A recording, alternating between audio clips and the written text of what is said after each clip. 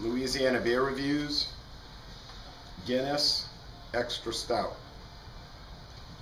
This is the original Guinness, produced by what's the name of that company? Diageo Guinness, right? And this particular one is produced in New Brunswick, Canada, in St. John, New Brunswick, Canada, imported into the United States. The company was founded in 1759. Guinness Extra Stout is very popular, as you probably know.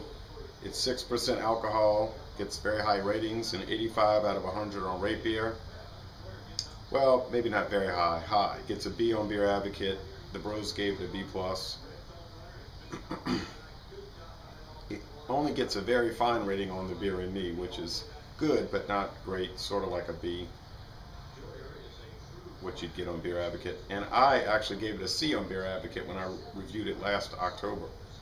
So let's see if that changes. I've had this pretty good amount of times, but I'm going to try to be open-minded, so let's get started with this.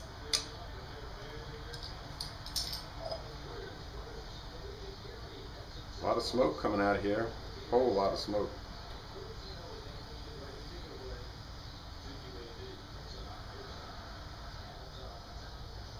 Well, this is not the correct glass, I know, but I don't guess it'll make much difference. All right, you have a very thick beige head.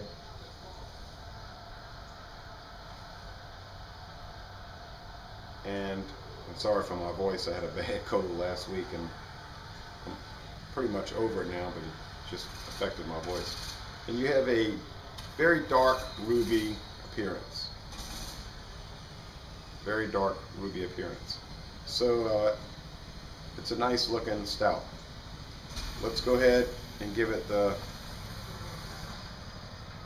smell test.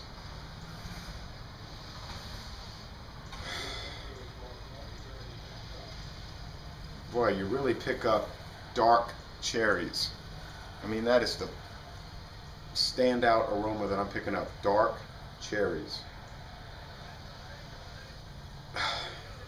It almost reminds me of Cherry Bounce, which you may know what I'm talking about. You could try Kiafa if you want to try Cherry Bounce. My grandfather used to make that stuff. So I'm just picking up a lot of that cherry aroma. It's really weird.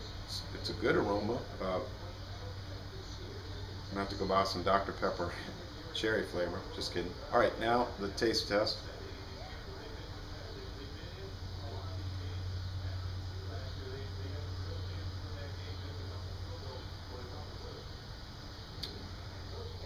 You get that dark roast coffee, that dark chocolate, the sweetness, the cherry.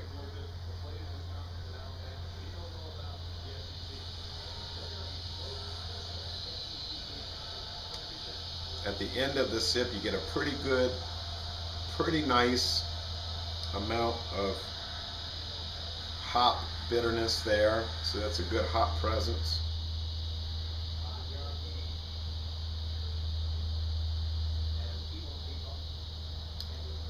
Of course, the body is thick. It's heavy. It's got a heavy mouthfeel, and the finish is heavy, and the finish is semi-dry, but you know, the drinkability is pretty high with this. I'm kind of gulping it down.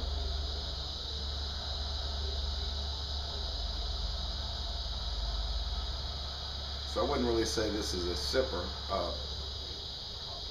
It's got the bitterness that some people might, and the heaviness that would throw a lot of people, but it's really smooth. I think it is a smooth beer, and I don't know why I gave it a C last year, but that's the way I felt about it. I thought it was just average. Now I'm going to go much higher.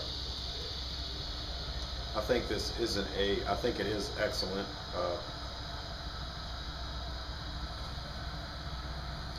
It really is a legendary beer, and you should get it, and I highly recommend it. So, Laissez les bon temps rouler. This is an excellent beer. And I'm going to end this review by saying, y'all come on down to Louisiana.